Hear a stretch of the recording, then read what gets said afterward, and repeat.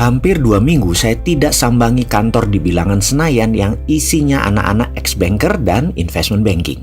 Begitu saya masuk ke kantor kecil yang berukuran 70 meter persegi itu, yang isinya hanya 5 orang tersebut, kantor tersebut berantakan.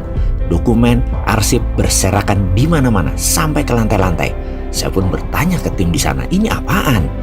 Ini dokumen kerjaan Bapak yang Santara, Pak, dijawab tim leader ex-banker tersebut. Kok banyak bener? Saya bertanya heran. Lah, kan Bapak suruh segera denominatornya Santara dibanyakin. Ini UKM yang mau mencari pendanaan di Santara, Pak.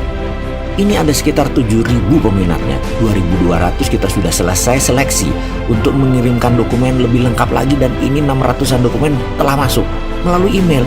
Karena akan kita review, ya kami print hard copy-nya. Dan ketika mereka mengirim dokumen, ada 30 halaman, ada yang 50 halaman, ada akte perusahaan, perizinan, sampai data keuangan, plus foto-foto, Pak. Kita pilih-pilih yang di print. Kalau dikalikan 600-an UKM, ya ternyata numpuk 30 rim kali.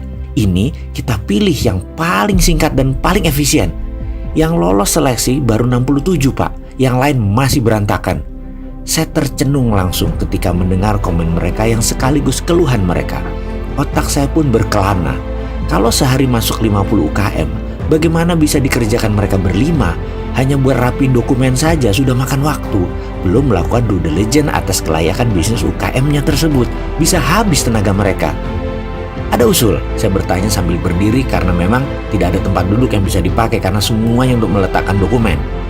Satu staf yang lagi urus dokumen di lantai berkata, Pak, buat web-based apps aja deh seperti Kickstarter. Jadi mereka upload sendiri proposal bisnis mereka seperti profil sosmed. Lalu dibuat banner di atas mereka dengan judul "Semua orang bisa mendanai bisnis Anda". Di web itu juga ada rating, Pak.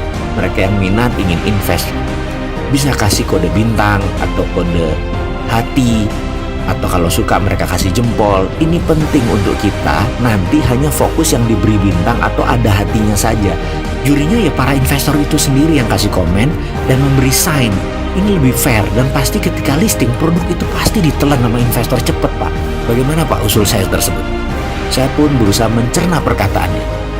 Memang sih dengan digitalisasi, jadi tidak perlu ada ratusan tumpukan kertas. Lalu para investor UKM sudah bisa lihat-lihat usaha apa yang mereka minati.